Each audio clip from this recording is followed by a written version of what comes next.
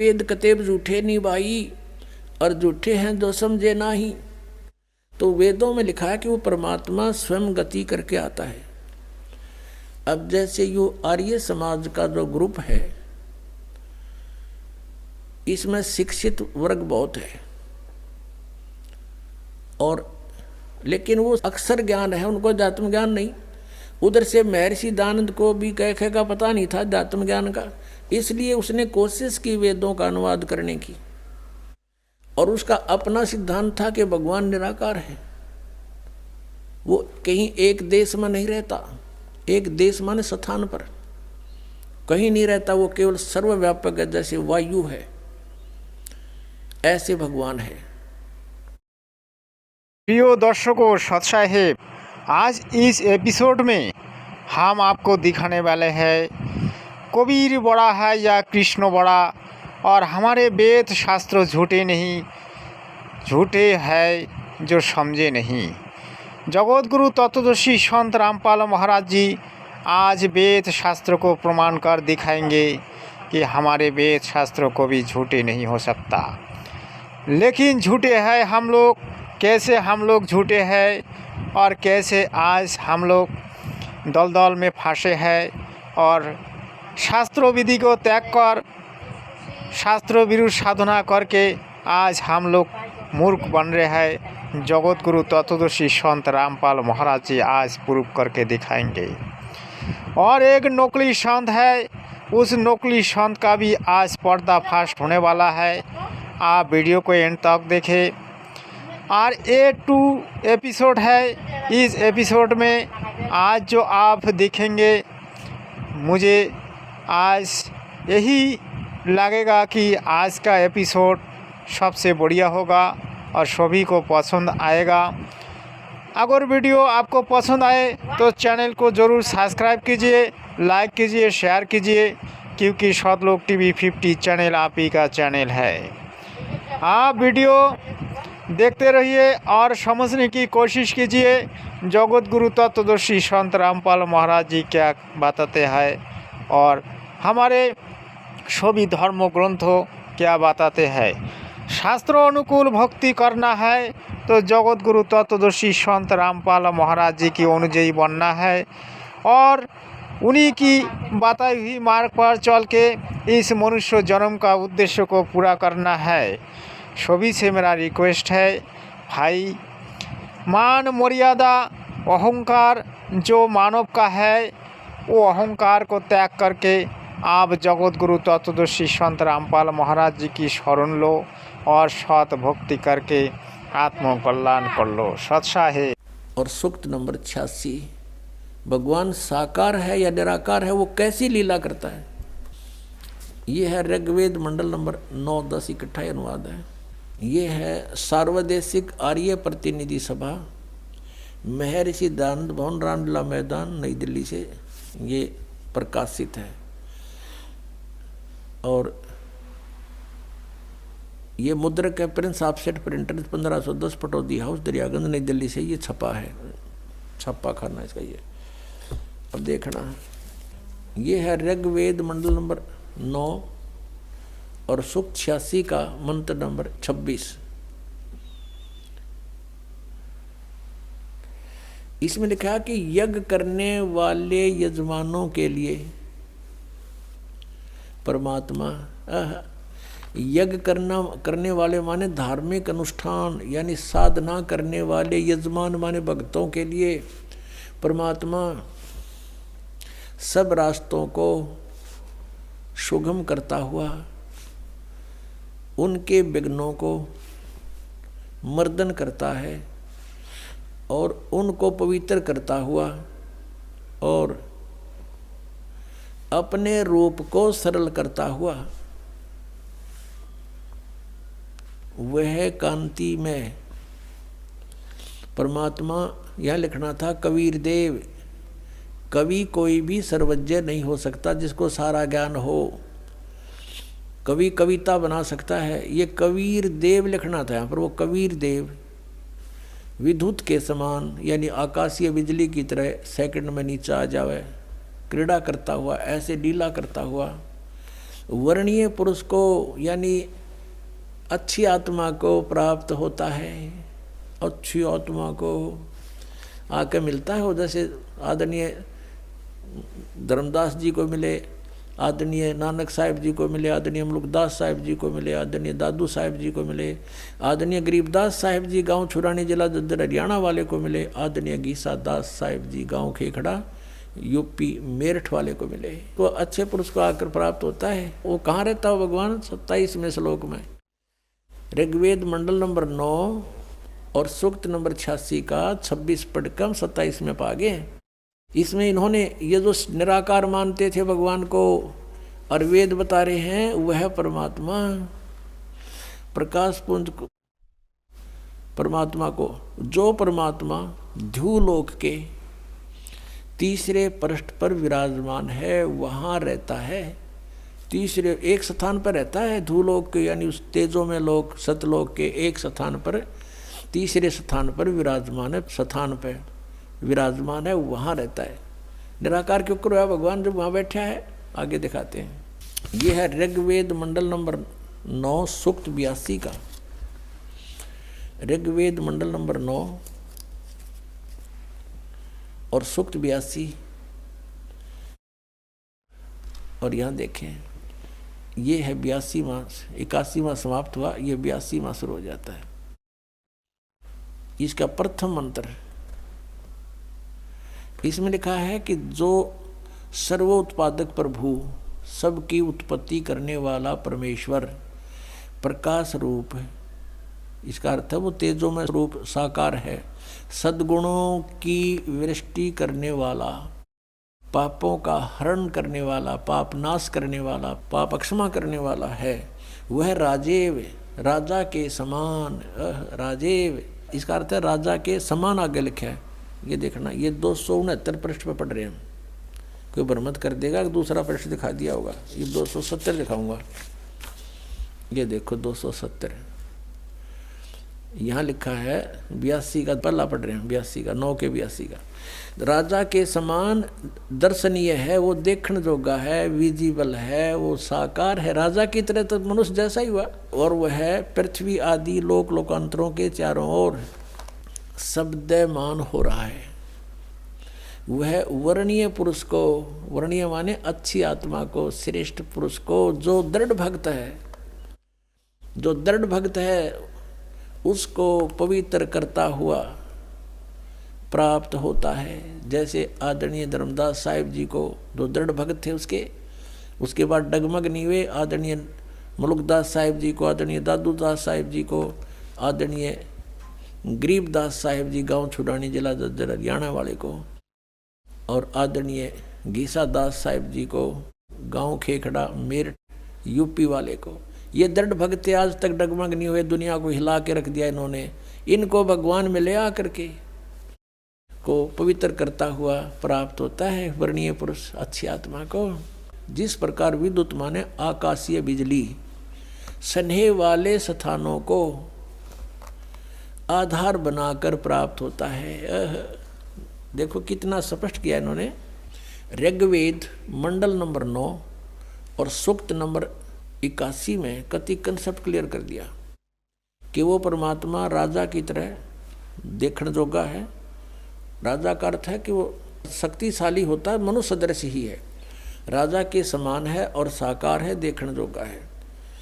और वो अच्छी आत्मा को वहाँ से चलकर आकर मिलता है ये, और जो दृढ़ भक्त होते हैं उनको मिलता है, अन्य को नहीं। जैसे आकाश की बिजली, आकाशीय बिजली गिरती है, वो किसी वस्तु पर गिरती है जहाँ उसका विशेष अट्रैक्शन बनता है।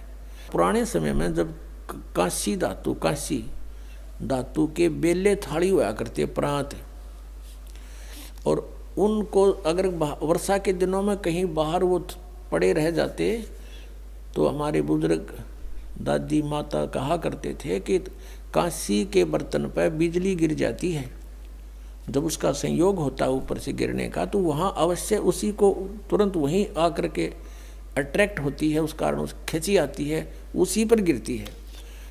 उसको उठवा कर अंदर रखवा दिया करते थे। तो कहने का भाव ये है कि परमात्मा उस बिजली की तरह जैसे वो अपने विशेष जिस पर वो आकर्षण होता वहीं गिरती है, ऐसी स्थिति से परमात्मा उन दृढ़ भक्तों को आकर मिलता है जो मिलन योग्य हों, जिनको वो उनसे आकर्षित होता है, ताकि ये मेरी आगे बढ़ा सकें, इस ज्ञान को, काल के जाल को हटा सकें, मेरे प्यारी आत्माओं तक ये संदेश पहुंचा सकें। और उनका क्या कर ले, आंखें देखें जब भी ना मानो न भगवान मिल लेगा, उन तो काला मिल लेगा जहाँ ये रह रहे हैं। अब 9वें मंडल सूक्त 82 का मंत्र 1 पढ़ लिया, अब 2 दिखाते हैं, देखिएगा। ऋग्वेद मंडल नंबर 9 सूक्त 82 का हमने ये पढ़ लिया, अब 2 पढ़ते हैं। वो परमात्मा किस उद्देश्य से आता है? हे परमात्मन, उपदेश करने की इच्छा से आप महापुरुषों को प्राप्त होते हो, अच्छी आत्माओं को, महान आत्माओं को प्राप्त होते हो, और आप अत्यंत गतिशील पदार्थ के समान हमारे आध्यात्मिक यज्ञों को प्राप्त होते हो। यानी अत्यंत गतिशील पदार्थ के समान, यानी जैसे बिजली चलती है, बिजली जैसी गति से आप, और उपदेश करने के लिए आते हो, यहाँ पर सच्चा ज्ञान देने के लिए।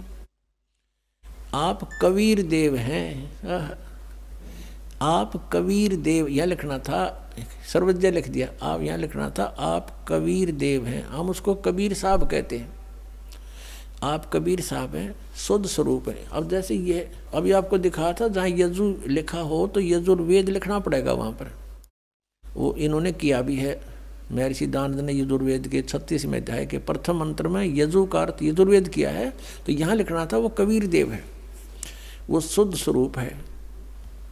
हमारे पापों को हे दूर करके, हे सोम, हे अमर परमात्मा, हमको सुख दे। पुण्यात्मा, वेद पढ़ें पर भेद न जाने, ये बात पुराण 18। वेद पढ़े पर भेद न जाने, गुरु बिन काहू न पाया ज्ञाना, जो थो था बूछड़े मूड किसाना।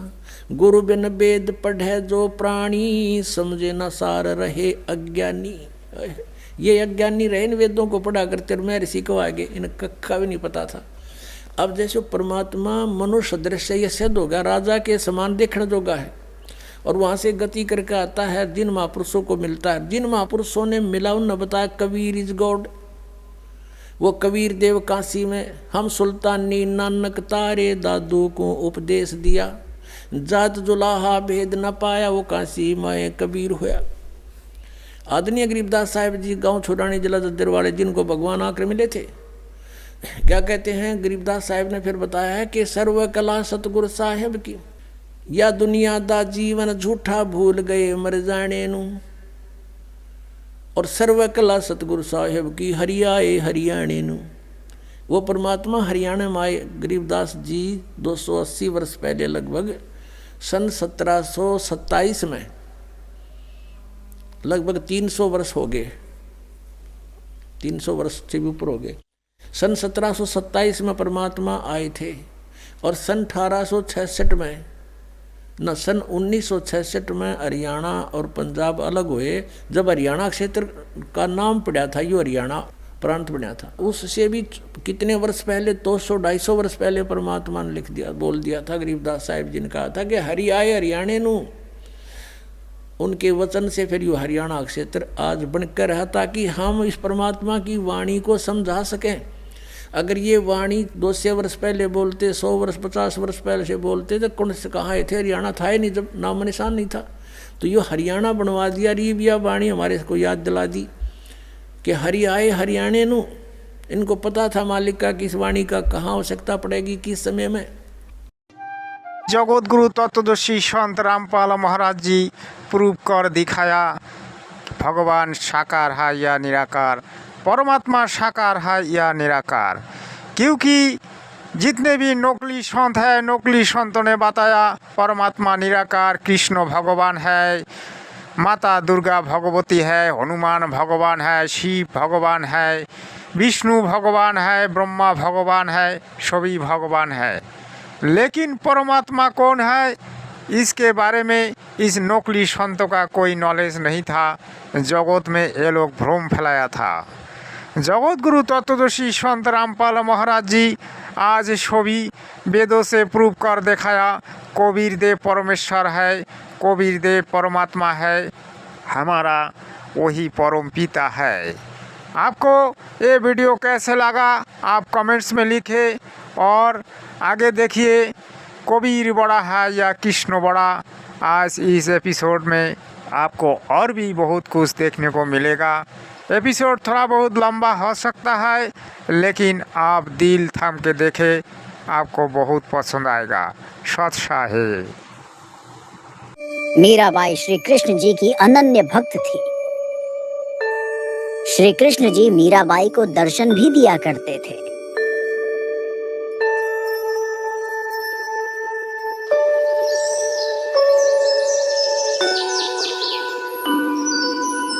एक बार मीराबाई मंदिर में पूजा अर्चना करके वापस लौट रही थी।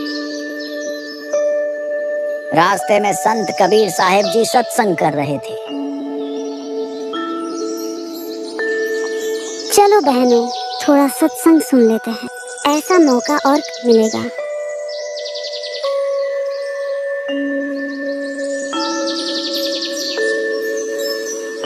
तीन देव की जो करते भक्ति, उनकी कदे ना होवे मुक्ति।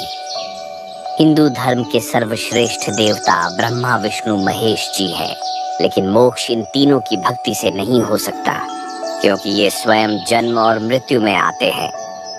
कबीर साहिब का अद्वितीय ज्ञान मीराबाई को चकमा दे रहा था, क्योंकि मीराबाई के लिए श्री कृष्ण जी उर्फ विष्णु जी से सर्वश्रेष्ठ देवता कोई नहीं था। फिर ये संत किस भगवान को मानते हैं? क्या श्री कृष्ण जी से भी बड़ी शक्ति है? पुण्य आत्माओं, श्री कृष्ण जी को स्वयं को विषाक्त तीर से मरकर अपना बदला देना पड़ा, तो वे अपने भक्त को कैसे सुखी और मोक्ष दे सकते हैं जब वे स्वयं का कर्म लेख नहीं मिटा सके। सत्संग समापन होने के बाद मीराबाई कबीर साहिब के पास जाती है। संत जी, श्री कृष्ण जी से कोई परम शक्ति नहीं है। वे सब प्रकार से शक्ति युक्त प्रभु। उन्होंने मुझे कई बार दर्शन दिए हैं। मैं उनसे संवाद करती हूँ, वो ही पूर्ण परमात्मा है। बेटी, मैंने ये नहीं कहा कि वे भगवान नहीं है, मैंने तो ये कहा है कि वे पूर्ण परमात्मा नहीं है। जीव का पूर्ण मोक्ष नहीं कर सकते।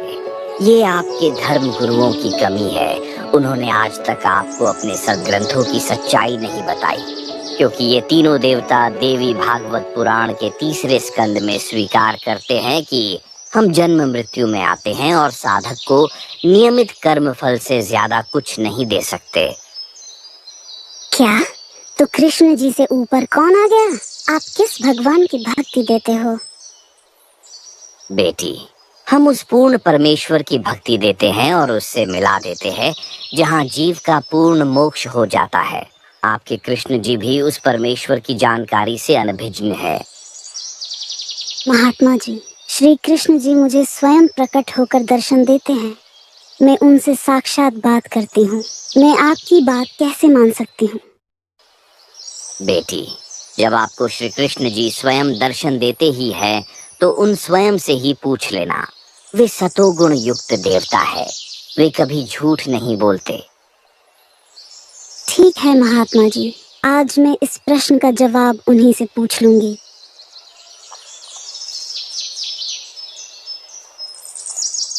मीराबाई घर के लिए आ जाती है। मीराबाई अब श्री कृष्ण जी से बात करने के लिए बड़ी उत्सुक थी। रात्रि के समय मीराबाई ने श्री कृष्ण जी के दर्शनार्थ अपनी ध्यान साधना की। त्रिलोकीनाथ विष्णु जी श्री कृष्ण जी के रूप में प्रकट होते हैं। प्रणाम हो भगवान। भगवान, आज मैंने एक संत जी के सत्संग में सुना कि आपसे ऊपर भी कोई परम शक्ति है। मीरा, वो है तो सही, लेकिन उसे पाना किसी के वश की बात नहीं है। उसका ज्ञान भी हमें नहीं है। भगवान, तो क्या आप अविनाशी नहीं हैं? क्या आपकी भक्ति से मैं मोक्ष प्राप्त कर पाऊंगी? मीरा, इस सृष्टि में उस परम शक्ति के अलावा कोई भी अविनाशी नहीं है और उसे पाने से ही पूर्ण मोक्ष संभव है। उसका लोक भी शाश्वत है। लेकिन मुझे जो संत जी मिले, उन्होंने बताया कि वे पूर्ण मोक्ष प्रदान करने की भक्ति रखते हैं और उस पूर्ण परमात्मा से मिला भी सकते हैं। मीरा, जब आपको ऐसे संत मिल गए हैं तो उनसे वह अमर साधना प्राप्त करो। ऐसा ज्ञान उस परम शक्ति के कृपा पात्र ही प्रदान करने में सक्षम होते हैं।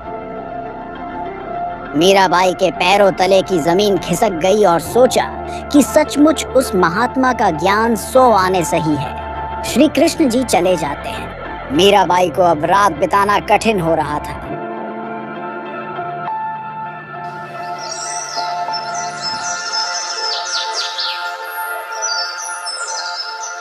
भक्त रविदास, आज वह ठाकुरों की बेटी मेरे से नाम दीक्षा लेने आएगी, लेकिन उसे नाम दीक्षा आपने देनी है। क्यों मालिक, ऐसा क्यों? मैं चमार और वह ठाकुर, ये कैसे होगा? हाँ, उसे आज ही परखना है कि उसे वास्तव में मोक्ष चाहिए या नहीं। अगर आपसे दीक्षा लेने के लिए तैयार हो जाती है तो वह परम भक्त है। जो आज्ञा गुरुदेव। उधर मीराबाई अपनी सहेलियों तथा नौकरानियों के साथ मंदिर के लिए जाती है, लेकिन मीराबाई मंदिर के बजाय पहले संत जी के आश्रम पहुंच जाती है। हे महात्मा जी, आप और आपका ज्ञान सर्व सिद्ध है, मुझे वह सद्भक्ति दीजिए। हाँ बेटी, वो देखो आपके दीक्षा के गुरु उधर है, उनसे जाकर सतमंत्र प्राप्त करो।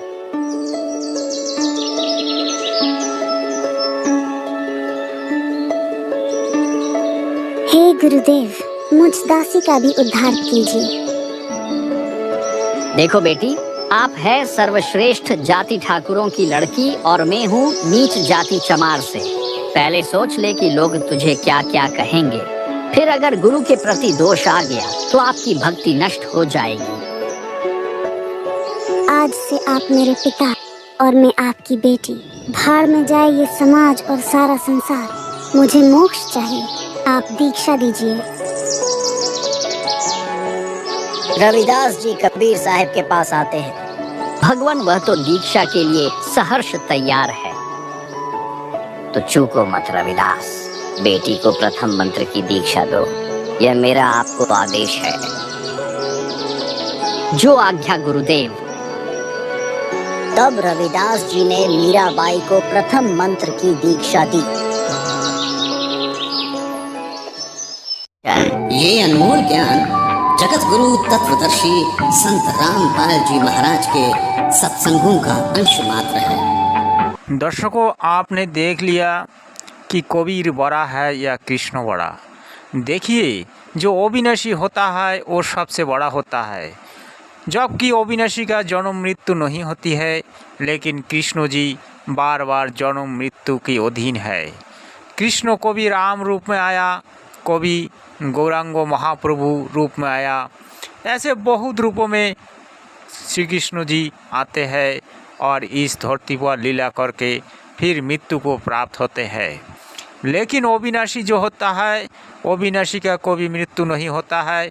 वो सशरीर आता है और सशरीर चला जाता है।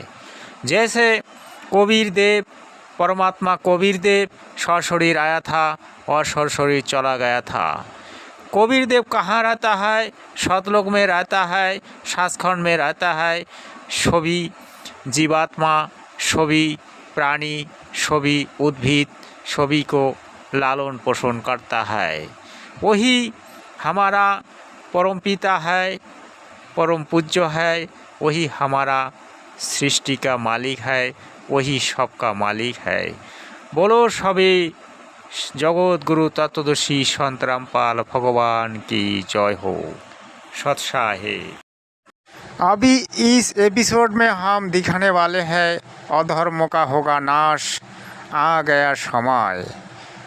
जदा जदा ही धर्मस्य ग्लानिर्भवति भारतो अभ्युत्थानं धर्मस्य तदात्मानं सृजाम्यहम्। परित्राणाय साधुनां विनाशाय च दुष्कृतां धर्म संस्थापनार्थाय संभवामि जुगे जुगे।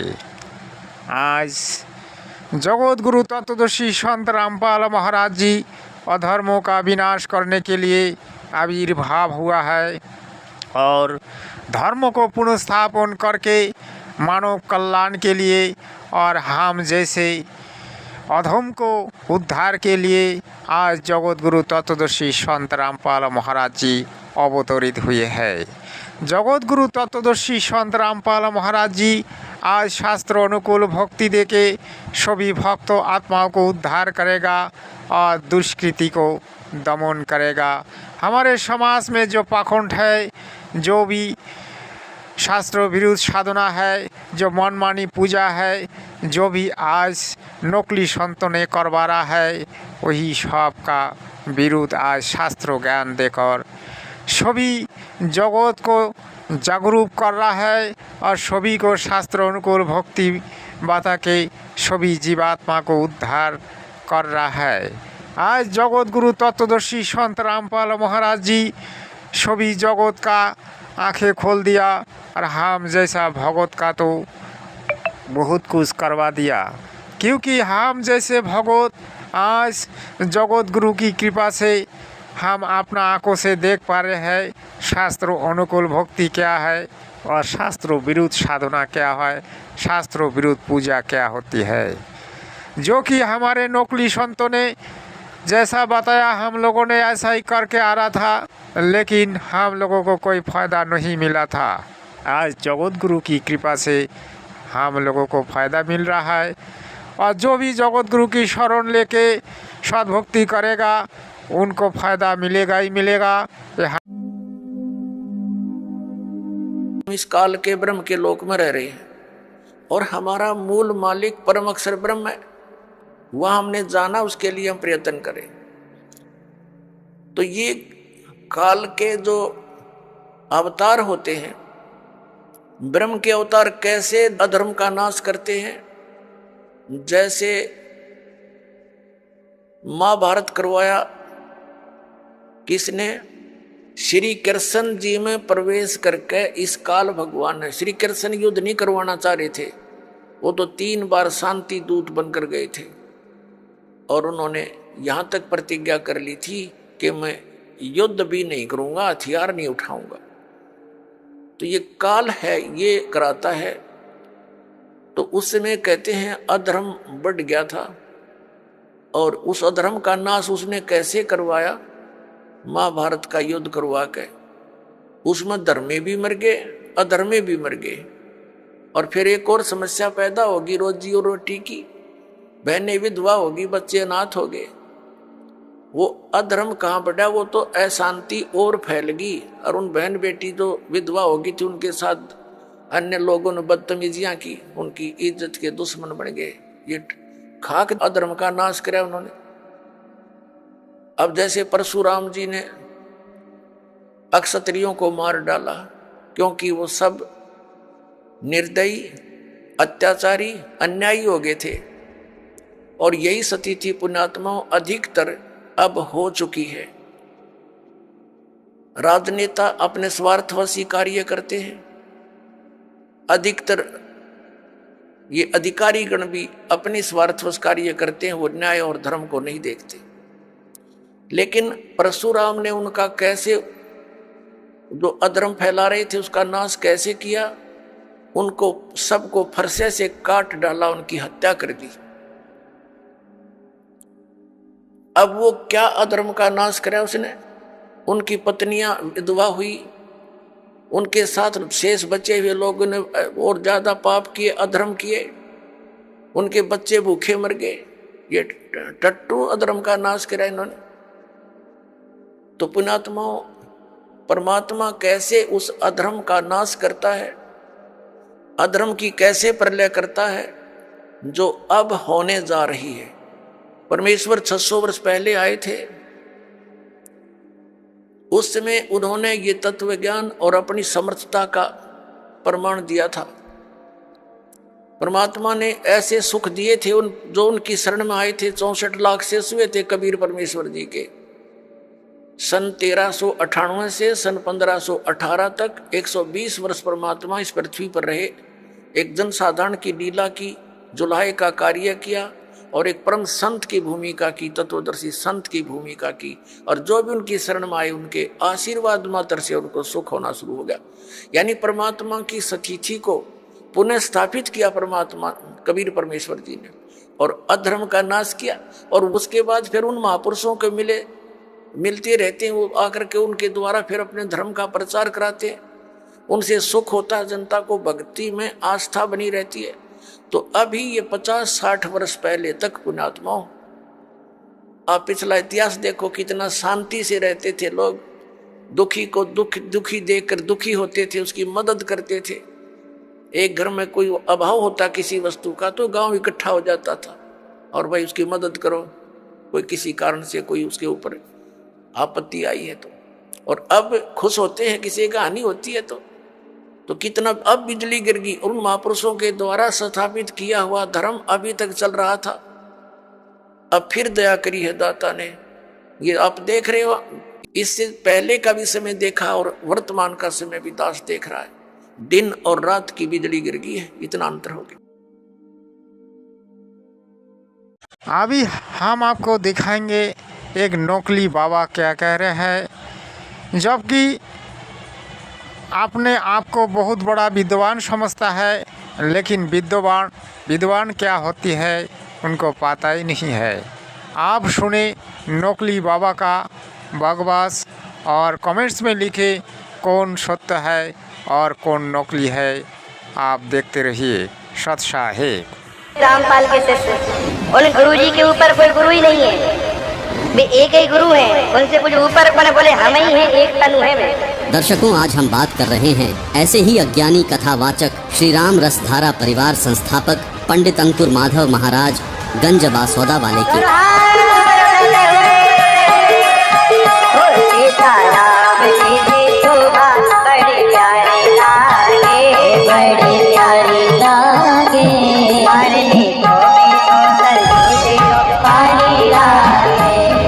जिन्हें धर्म शास्त्रों का ज्ञान तो है नहीं और बताने चले गुरु की पहचान, जिनका कहना है कि गुरु वह है जिनके माथे पर तिलक हो और उसकी गुरु परंपरा हो। तो जहाँ पिछली 10 पीढ़ियों का वर्णन हो उसे परंपरा कहा जाता है।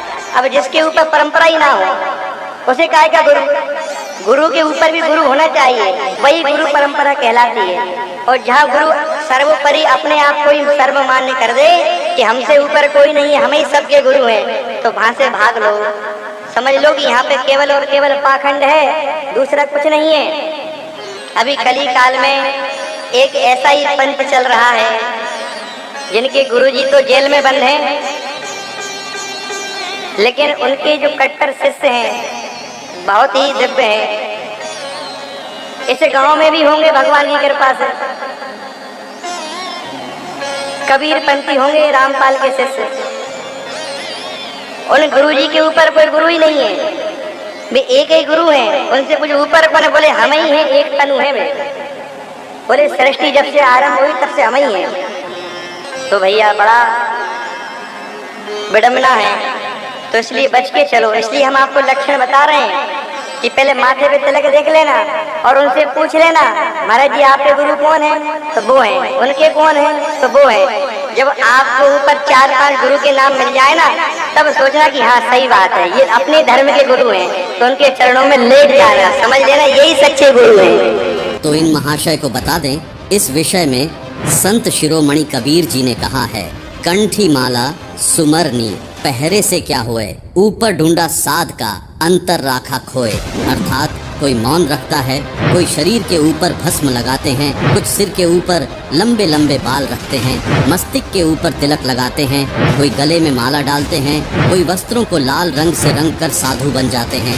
जनता उनको पूर्ण संत मानने लगती है, उनकी पूजा करने लगती है, लेकिन उनके पास कोरा अज्ञान होता है, यानी परमात्मा इस प्रकार के बाहरी आडंबर करने से नहीं मिलता और न ही यह गुरु के लक्षण है। रही बात गुरु परंपरा की, तो गुरु परंपरा तो आवश्यक है, लेकिन गुरु परंपरा के निर्वाह मात्र से कोई अधिकारी गुरु यानी पूर्ण गुरु हो जाए यह सिद्ध नहीं हो जाता, क्योंकि गीता अध्याय 15 श्लोक 1 में स्पष्ट किया गया है कि पूर्ण गुरु अर्थात तत्वदर्शी संत वह है जो संसार रूपी उलटे लटके हुए वृक्ष के सभी विभागों को वेदों अनुसार बताता है कि मूल रूपी परमात्मा कौन है और उससे निकलने वाले तना, डार, शाखा, पत्ते आदि कौन है। साथ ही गुरु के लक्षण बताते हुए कबीर परमेश्वर ने कबीर सागर अध्याय जीव धर्म बोध के पृष्ठ 1960 में कहा है कि गुरु के लक्षण 4 बखाना।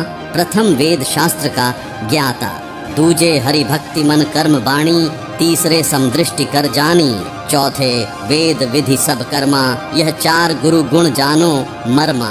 अर्थात पूर्ण गुरु वह है जो वेदों तथा अन्य सभी ग्रंथों का पूर्ण ज्ञानी हो। वह वेदों के अनुसार परमात्मा की भक्ति मन कर्म वचन से स्वयं करता है और करवाता है तथा उसकी करनी और कथनी में कोई अंतर नहीं होता। वह सर्व अनुयायियों को समान दृष्टि से देखता है, ऊंच नीच का भेद नहीं करता और गीता में वर्णित उलटे लटके हुए वृक्ष का भेद वर्तमान समय में संत रामपाल जी महाराज द्वारा दिया जा रहा है, जिन्होंने अपने सत्संगों में बताया है। कबीर अक्षर पुरुष एक पेड़ है, क्षर पुरुष वाकी डार, तीनों देवा शाखा हैं, पात रूप संसार। कबीर हम ही अलग अल्लाह हैं, मूल रूप करतार, अनंत कोटि ब्रह्मांड का मैं ही सिरजनहार। अर्थात कबीर जी ने कहा है कि इस संसार रूपी वृक्ष की मूल यानी जड़ रूप करतार मैं हूँ। गीता अध्याय 15 श्लोक 17, गीता अध्याय 8। श्लोक 9 में जो उत्तम पुरुष परमात्मा कहा है, जो तीनों लोकों में प्रवेश करके सबका धारण पोषण करने वाला अविनाशी परमेश्वर कहा है, वह मैं कबीर हूँ। दर्शकों, जैसे पेड़ की परवरिश मूल यानी जड़ से होती है, इसी प्रकार परम अक्षर ब्रह्म कबीर जी से असंख्य ब्रह्मांडों की परवरिश होती है। अब बात करते हैं पंडित अंकुर माधव जी की उस बात की जिसमें वे मिथ्या आरोप लगाते हुए कहते हैं कि संत रामपाल जी स्वयंभू गुरु हैं, उनकी कोई गुरु परंपरा नहीं है। तो जहाँ पिछली 10 पीढ़ियों का वर्णन हो उसे परंपरा कहा जाता है। अब जिसके ऊपर परंपरा ही ना हो उसे काहे का गुरु। गुरु के ऊपर भी गुरु होना चाहिए, वही गुरु परंपरा कहलाती है। और जहाँ गुरु सर्वोपरि अपने आप को ही सर्वमान्य कर दे कि हमसे ऊपर कोई नहीं है, हम ही सबके गुरु हैं, तो वहाँ से भाग लो। समझ लो कि यहाँ पे केवल और केवल पाखंड है, दूसरा कुछ नहीं है। अभी कली काल में एक ऐसा ही पंथ चल रहा है जिनके गुरुजी तो जेल में बंद हैं, लेकिन उनके जो कट्टर शिष्य हैं बहुत ही दिव्य हैं। इस गांव में भी होंगे भगवान की कृपा से, कबीर पंथी होंगे रामपाल के शिष्य। उन गुरुजी के ऊपर कोई गुरु ही नहीं है, वे एक ही गुरु हैं, उनसे कुछ ऊपर कौन है? बोले हम ही हैं, एक तनु है वे। बोले सृष्टि जब से आरंभ हुई तब से हम ही हैं। तो भैया बड़ा विडम्बना है, तो इसलिए बच के चलो, इसलिए हम आपको लक्षण बता रहे हैं। तो इन महाशय को बता दें कि आपने तो झूठ बोलने का ठेका ले रखा है। यदि आप में थोड़ी सी शर्म होती तो यह झूठ बोलने से पहले आप 100 बार सोचते, लेकिन इससे आपको क्या फर्क पड़ता है, क्योंकि आपकी दुकान तो झूठ की बुनियाद पर ही टिकी है। दर्शकों विचार करें, संत रामपाल जी ने यह नहीं कहा कि मेरे से पहले कोई गुरु नहीं रहा। उन्होंने यह कहा है कि वर्तमान में मेरे अतिरिक्त किसी को भी धर्मशास्त्रों का यथार्थ ज्ञान नहीं है, इसलिए अन्य कोई गुरु पूर्ण नहीं है। इसके लिए देखिए यह वीडियो जिसका टाइटल है संपूर्ण सृष्टि रचना की ऑफ स्पिरिचुअल ट्रेजरी, जिसमें संत रामपाल जी ने संसार की उत्पत्ति बताई है। इस वीडियो का लिंक हमने डिस्क्रिप्शन बॉक्स में दे दिया है, तो इस वीडियो को देखने से आपको पता चल जाएगा कि कौन गुरु सच्चा है और कौन गुरु झूठा है और संत रामपाल जी की बातों में कितना दम है। रही बात गुरु परंपरा की, तो अब आपको बताते हैं संत रामपाल जी से पहले के 10 गुरुओं के नाम, जिससे सिद्ध हो जाएगा कि अंकुर महाराज कितने झूठे हैं जो कहते हैं कि संत रामपाल जी का कोई गुरु नहीं, इनसे ऊपर कोई गुरु नहीं, कोई परंपरा नहीं, और 10 पीढ़ी होनी चाहिए ऊपर, तभी वह गुरु परंपरा कहलाती है। तो अंकुर महाराज जी हम आपको पूरी 10 पीढ़ी संत रामपाल जी से ऊपर गिनवा देंगे, जिसमें 11वें संत रामपाल जी हैं उस परंपरा के अंदर। जो खुद भगवान कबीर साहिब जी से जुड़ी है। तो चलिए हम ही आपको बता देते हैं संत रामपाल जी महाराज की गुरु प्रणाली।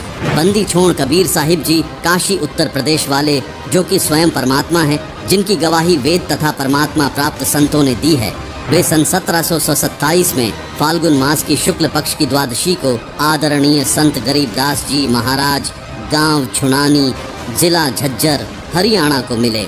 उन्हें नाम उपदेश देकर अपना शिष्य बनाया, जिसके बाद संत गरीबदास जी महाराज के शिष्य संत शीतलदास जी महाराज गांव बरहाना, जिला रोहतक, हरियाणा, संत ध्यानदास जी महाराज, संत रामदास जी महाराज, संत ब्रह्मानंद जी महाराज गांव करौंथा, जिला रोहतक, हरियाणा, संत जुक्तानंद जी महाराज, संत गंगेश्वरानंद जी महाराज गांव बाजीतपुर, दिल्ली, संत चिदानंद जी महाराज गांव गोपालपुर धाम, सोनीपत, हरियाणा, संत रामदेवानंद जी महाराज तलवंडी भाई, फिरोजपुर, पंजाब हुए, जिनसे संत रामपाल जी महाराज को सन 1988 में नाम उपदेश प्राप्त हुआ। वही स्वामी रामदेवानंद जी महाराज ने सन 1993 में सत्संग करने और सन 1994 में नाम उपदेश देने का आदेश संत रामपाल जी महाराज को प्रदान किया। यानी इस पूरी गुरु परंपरा में संत रामपाल जी महाराज 11वें गुरु हैं। अब दिखाते हैं कि परमेश्वर कबीर जी से लेकर इस दास तक हमारी कैसे लाइन जुड़ी हुई है। सबसे पहले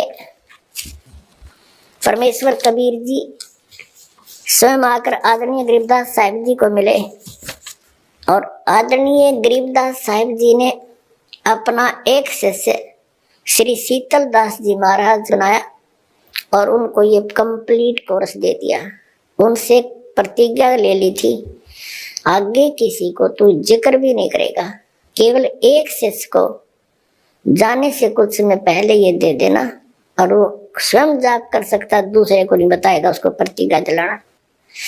अब दास की जो परंपरा में सीधा चला आ रहा है, कबीर साहब से गरीबदास जी के पास, गरीबदास जी के बाद शीतलदास जी महाराज गांव बराना, जिला झज्जर है। वर्तमान में उनका एक छोटा सा समाधि आश्रम बना हुआ है। ये देखिएगा, ये भक्ति बोध नामक एक पुस्तक है, इसमें आपको हमने ये सारा छपवा रखे हैं। ये देखिएगा, मेरी गुरु प्रणाली, बंदी छोड़ कबीर साहब जी महाराज, काशी उत्तर प्रदेश। क्योंकि सतगुरु भी थे कबीर परमात्मा, लेकिन परमात्मा भी थे। बंदी छोड़ गरीबदास जी महाराज छुड़ानी, जिला झज्जर, हरियाणा में। शीतलदास जी, संत ध्यानदास जी, संत रामदास जी, इनके चेले संत ब्रह्मानंद जी, कनौथा में इनकी एक छतरी बनी हुई है। संत जुगदानंद जी महाराज, संत गंगेश्वरानंद जी महाराज, ये 8वें, बाजितपुर दिल्ली में इनका आश्रम है। और 9वां है संत चिदानंद जी महाराज, मेरे दादा गुरु जी, गोपालपुर धाम, सोनीपत, हरियाणा में, खरखौदा के पास। संत रामदेवानंद जी महाराज, तलवंडी भाई, फिरोजपुर, पंजाब में। और ये 11वां ये दास रामपाल दास। यहाँ तक हमारी प्रणाली सीधी जुड़ी हुई है, जिससे अज्ञानी कथावाचक पंडित अंकुर माधव महाराज झूठा सिद्ध होता है।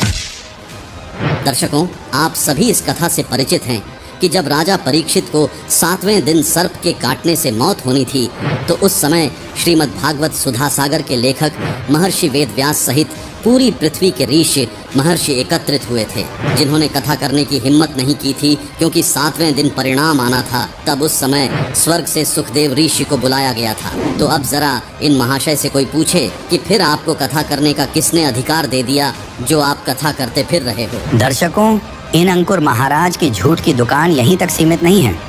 ये अपने प्रवचनों में दशरथ पुत्र श्री राम को पूर्ण ब्रह्म बताते हैं और कहते हैं कि राम जी कालों के काल हैं, सबके बाप हैं, उनसे बड़ा कोई नहीं है। देखिए अंकुर महाराज की यह वीडियो। राम जी कौन है? पूर्ण ब्रह्म। जहाँ पूर्ण ब्रह्म होता है उसमें बदलाव नहीं आता, बाकी सब में परिवर्तन हो सकता है। पूर्ण ब्रह्म में कभी परिवर्तन नहीं आता।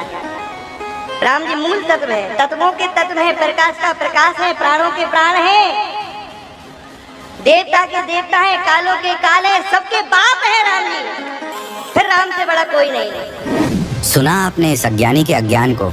इससे तो यही पता चलता है कि अंकुर महाराज को अपने ही शास्त्रों का ज्ञान नहीं है। ऐसा हम इसलिए कह रहे हैं क्योंकि हम सभी जानते हैं कि त्रिलोकीनाथ श्री विष्णु जी 3 लोक, स्वर्ग लोक, पृथ्वी लोक और पाताल लोक के भगवान हैं। वे ही नारद राजर्षि के श्रापवश त्रेता युग में अयोध्या के राजा दशरथ के घर माता कौशल्या से जन्मे थे। यानी श्री विष्णु उर्फ श्री राम 3 लोक के भगवान हैं। जबकि पूर्ण ब्रह्म तो असंख्य ब्रह्मांडों का मालिक होता है। वही श्री राम को अपने कर्म दंड यानी श्राप को भोगना पड़ा। जब भगवान ही श्राप भोगने लगे तो अपने भक्तों के कर्म फल को कैसे मिटा सकते हैं। दूसरा, अंकुर जी श्री राम को कालों का काल, उनसे बड़ा कोई नहीं है, बता रहे हैं। तो हम सभी इस कथा से भी परिचित हैं कि जब श्री रामचंद्र जी अपने पुत्रों लव व कुश से युद्ध में हार गए और सीता जी ने उन्हें देखने से भी मना कर दिया, तब रामचंद्र जी दुखी होकर अयोध्या के साथ बह रही सरयू नदी में जल समाधि ले ली थी। यानी नदी में डूबकर उनकी मृत्यु हुई थी। साथ ही श्रीमद्देवी भागवत पुराण के 3 स्कंध अध्याय 5 पर श्री विष्णु जी उर्फ श्री रामचंद्र जी ने श्री दुर्गा जी की स्तुति करते हुए कहा, तुम शुद्ध स्वरूपा हो, ये सारा संसार तुम्ही से उद्भासित हो रहा है। मैं विष्णु, ब्रह्मा और शंकर, हम सभी तुम्हारी कृपा से ही विद्यमान हैं। हमारा आविर्भाव अर्थात जन्म और तिरोभाव अर्थात मृत्यु हुआ करता है। अर्थात हम तीनों देव नाशवान हैं, केवल तुम ही नित्य हो, जगत जननी हो, प्रकृति देवी हो। अब स्वयं विचार करें कि जिसकी स्वयं मृत्यु होती हो वह कालों का काल कैसे हो सकता है, बल्कि वह तो काल के अधीन कहलाया। फिर आगे श्रीमद्देवी भागवत इसी प्रकरण में भगवान शंकर बोले, देवी, यदि महाभाग विष्णु तुम्ही से प्रकट हुए हैं तो उनके बाद उत्पन्न होने वाले ब्रह्मा भी तुम्हारे ही बालक हुए। फिर मैं तमोगुणी लीला करने वाला शंकर क्या तुम्हारी संतान नहीं हुआ? अर्थात मुझे भी उत्पन्न करने वाली तुम ही हो। शिवे, संपूर्ण संसार की सृष्टि करने में तुम बड़ी चतुर हो। इस संसार की सृष्टि, स्थिति और संहार में तुम्हारे गुण सदा समर्थ हैं।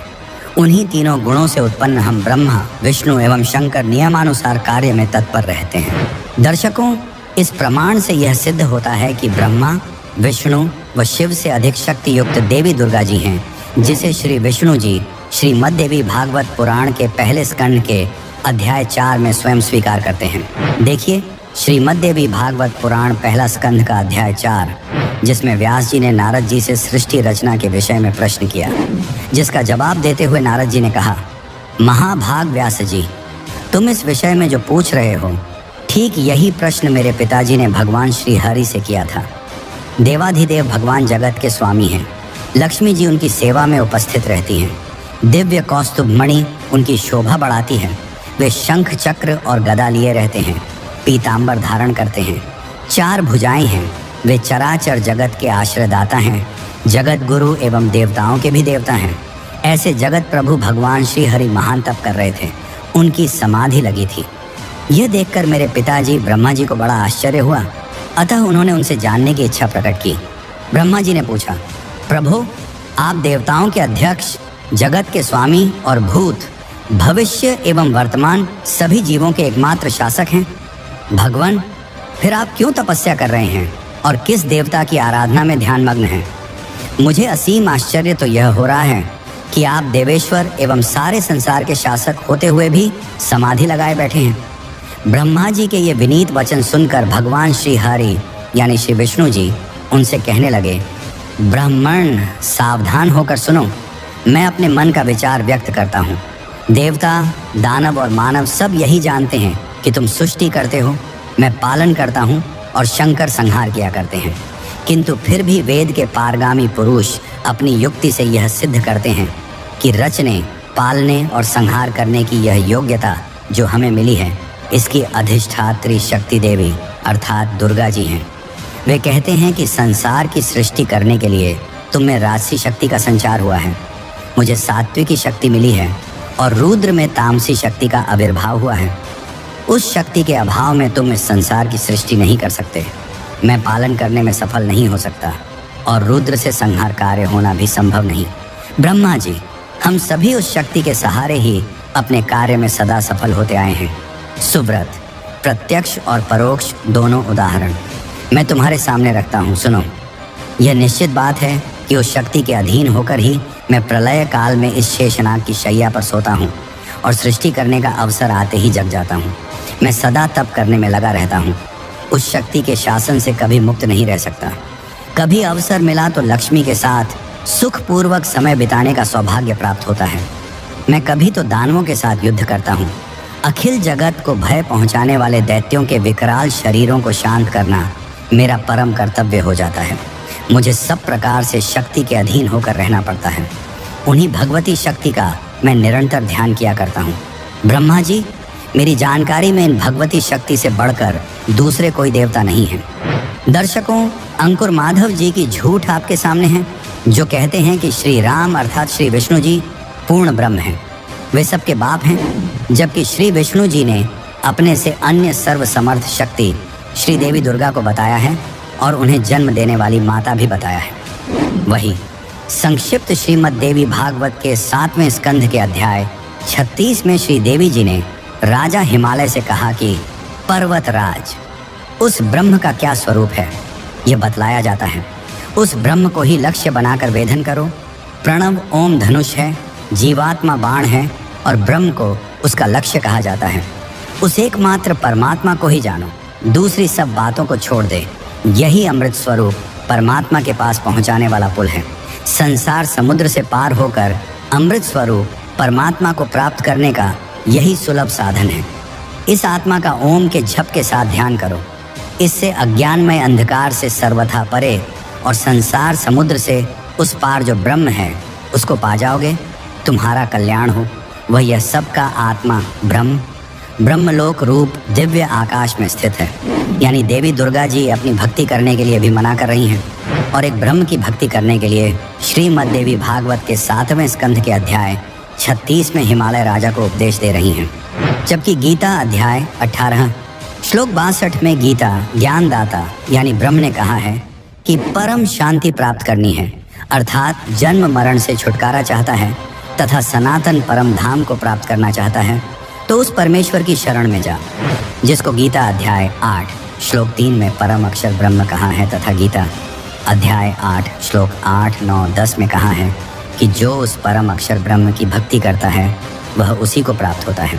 फिर गीता अध्याय 15 श्लोक 4 में गीता ज्ञानदाता ब्रह्म ने कहा है कि गीता अध्याय 4 श्लोक 34 में वर्णित तत्वदर्शी संत के मिलने के पश्चात उस परमेश्वर के परम पद को भली भांति खोजना चाहिए, जिसमें गए हुए साधक फिर लौटकर संसार में नहीं आते। जिस परमेश्वर से यह सृष्टि उत्पन्न हुई है उसी आदि पुरुष नारायण यानी सनातन पूर्ण परमात्मा परम अक्षर ब्रह्म की मैं शरण में हूँ। दर्शकों, गीता ज्ञान बोलने वाला अक्षर ब्रह्म अर्थात काल निरंजन है, जिसकी विस्तृत जानकारी जानने के लिए कबीर बड़ा या कृष्ण वीडियो अवश्य देखिए, जिसका लिंक हमने इसी वीडियो के डिस्क्रिप्शन में दे रखा है। गीता बोलने वाला ब्रह्म स्वयं परम अक्षर ब्रह्म की भक्ति करने को कह रहा है तथा स्वयं भी स्वीकार कर रहा है कि मैं भी उसी परम अक्षर ब्रह्म की शरण में हूँ। विचार करें, श्री राम जी अर्थात श्री विष्णु जी श्री देवी दुर्गा को सबसे बड़ी बता रहे हैं। श्री देवी दुर्गा ब्रह्म को समर्थ बता रही हैं, उसकी भक्ति के लिए कह रही हैं। गीता ज्ञान देने वाला काल ब्रह्म अपने से समर्थ, सबकी उत्पत्ति करता, सबके धारण पोषण करता, पुरुषोत्तम अविनाशी परमेश्वर की भक्ति करने को कह रहा है। इससे सिद्ध हुआ कि अंकुर माधव जी को अपने सदग्रंथों का ही ज्ञान नहीं है। इसी विषय में परमेश्वर कबीर जी कहते हैं, एक राम दशरथ का बेटा, एक राम घट घट में बैठा, एक राम का सकल पसारा, एक राम सबू से न्यारा। अब आपको दिखाते हैं श्री रामचरित मानस से वह प्रमाण जिससे स्पष्ट होगा कि ब्रह्मा, विष्णु, महेश से ऊपर भी कोई भगवान है। बालकांड में एक प्रकरण आता है जब मनु और सतरूपा परमात्मा को पाने के लिए तपस्या करने लगते हैं। आइए देखते हैं मनु और सतरूपा किस परमात्मा की भक्ति कर रहे थे। ये है श्री रामचरित मानस से बालकांड का दोहा नंबर 143, जिसकी चौपाई नंबर 3 में लिखा है कि नेति नेति जेहि वेद निरूपा, निजानंद निरूपाधि अनुपा, शंभु विरंची विष्णु भगवाना, उपजहीन जासु अंश ते नाना। जिन्हें वेद नेति नेति यानी यह भी नहीं कहकर निरूपण करते हैं, जो आनंद स्वरूप, उपाधि रहित और अनुपम हैं, एवं जिनके अंश से अनेकों शिव ब्रह्मा और विष्णु भगवान प्रकट होते हैं। वेदों में जिसको पूर्ण परमात्मा बताया गया है, वो पूर्ण परमात्मा इतना समर्थ है कि ब्रह्मा, विष्णु और महेश उनके अंश से आत्म रूप में प्रकट हुए हैं। यहाँ स्पष्ट है कि ब्रह्मा, विष्णु और शिव पूर्ण परमात्मा नहीं है। जिसके अंश से ये तीनों देवता उत्पन्न होते हैं, वो पूर्ण परमात्मा है। रामचरितमानस में कहा है कि ईश्वर अंश जीव अविनाशी, चेतन अमल सहज सुखरासी। यानी ईश्वर से ही उत्पन्न होने के कारण आत्मा अविनाशी है, यानी आत्मा कभी नहीं मरती। जिस परमेश्वर से जीव आत्मा उत्पन्न हुआ है, वह परमेश्वर अविनाशी, चेतन, निर्मल और स्वभाव से सुख की राशि है। लेकिन सब जीवों के शरीर नाश हो जाते हैं, जिसका समर्थन गीता अध्याय 15 श्लोक 16 भी करता है। आत्मा को अविनाशी इसीलिए कहा गया है क्योंकि आत्मा रूप में ब्रह्मा, विष्णु, महेश, दुर्गा व क्षर पुरुष यानी गीता ज्ञान दाता तथा सर्व प्राणियों की उत्पत्ति उसी पूर्ण परमात्मा ने की है। इसलिए रामचरितमानस में लिखा है कि अनेकों ब्रह्मा, विष्णु, महेश उस सच्चिदानंद ब्रह्म से आत्मा रूप में उत्पन्न होते हैं। जिस परमात्मा से सभी प्राणी आत्मा रूप में उत्पन्न हुए हैं, उस परमात्मा को गीता अध्याय 15 श्लोक 17 में उत्तम पुरुष कहा गया है।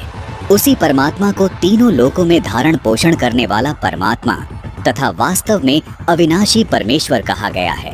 गीता अध्याय 4 श्लोक 5 और 9 में तथा गीता जी अध्याय 2 श्लोक 12 में तथा गीता अध्याय 10 श्लोक 2 में गीता ज्ञान दाता यानी क्षर पुरुष ने अपने आप को नाशवान कहा है तथा स्वीकार किया है कि अर्जुन मेरे और तेरे बहुत जन्म हो चुके हैं, उनको तू नहीं जानता, मैं जानता हूँ। इससे सिद्ध हो जाता है कि क्षर पुरुष यानी गीता ज्ञान दाता जो ब्रह्मा, विष्णु, महेश के स्थूल शरीर का पिता है, वो भी अविनाशी नहीं है, उसका शरीर भी नष्ट होता है। अब आपको गीता अध्याय 15 श्लोक 16 से भी स्पष्ट करते हैं। इस श्लोक में कहा है कि दो पुरुष हैं, क्षर पुरुष और अक्षर पुरुष, तथा इनके अंतर्गत सब प्राणियों के शरीर तो नाशवान है, यानी ये सब नष्ट होते हैं, परंतु आत्मा सबकी अविनाशी है। इसलिए ही रामचरितमानस में कहा है कि ईश्वर अंश जीव अविनाशी, चेतन अमल सहज सुखरासी, यानी परमात्मा का अंश होने के कारण आत्मा का कभी नाश नहीं होता। गीता अध्याय 15 श्लोक 17 में पूर्ण परमात्मा को उत्तम पुरुष और अविनाशी इसलिए कहा गया है क्योंकि उत्तम पुरुष यानी पूर्ण परमात्मा का शरीर भी अविनाशी है। इस उत्तम पुरुष को परमात्मा भी इसलिए कहा गया है क्योंकि ये पूर्ण रूप से अविनाशी है, सब आत्माओं का स्वामी है, जिसका शरीर भी कभी नष्ट नहीं होता। इस उत्तम पुरुष के लोक में किसी प्रकार का कोई दुख नहीं है, ये किसी को दुख नहीं देता, सिर्फ सुख ही सुख देता है। इसलिए इसी परमात्मा को रामचरितमानस में सुख की राशि भी कहा है। जिस गीता ज्ञानदाता काल के लोक में हम रह रहे हैं, इस लोक के मालिक को परमात्मा नहीं कहा जा सकता क्योंकि इस काल लोक में कोई सुखी नहीं है। इसलिए पूरी गीता जी में गीता ज्ञानदाता ने अपने को कहीं भी परमात्मा नहीं कहा, केवल उस उत्तम पुरुष को ही परमात्मा तथा अविनाशी परमेश्वर कहा है। दर्शकों, गीता जी में अन्य स्थानों पर जहाँ भी परमात्मा शब्द से संबोधन किया गया है, वो इसी उत्तम पुरुष अर्थात सच्चिदानंद घन ब्रह्म के विषय में बोला गया है। अर्थात पूर्ण परमात्मा का शरीर कभी नष्ट नहीं होता। इसीलिए इस श्लोक में लिखा है कि वो उत्तम पुरुष तो अन्य ही है जो वास्तव में अविनाशी है, उसी को परमात्मा कहा गया है। जिससे अंकुर महाराज का यह कथन कि श्री राम पूर्ण ब्रह्म है और उनसे बड़ा कोई नहीं है, गलत सिद्ध होता है, क्योंकि श्री राम उर्फ श्री विष्णु जी से बड़ी देवी दुर्गा और दुर्गा से बड़ा ब्रह्म और ब्रह्म से भी बड़ा यानी सबसे बड़े भगवान पूर्ण ब्रह्म जिन्होंने सर्व सृष्टि की उत्पत्ति की है, इन सब से अन्य है, जिसकी विस्तृत जानकारी के लिए इसी वीडियो के डिस्क्रिप्शन में दी गई सृष्टि रचना से संबंधित वीडियो अवश्य देखिए। प्रिय दर्शकों, ये एपिसोड आपको कैसा लगा आप कमेंट्स में लिखिए। चैनल को सब्सक्राइब करें, लाइक करें, शेयर करें। आज इस एपिसोड में जो आपने देखा वो जगत गुरु तत्वदर्शी संत रामपाल महाराज जी की प्रवचन से लिया गया है। सत साहिब, सत साहिब।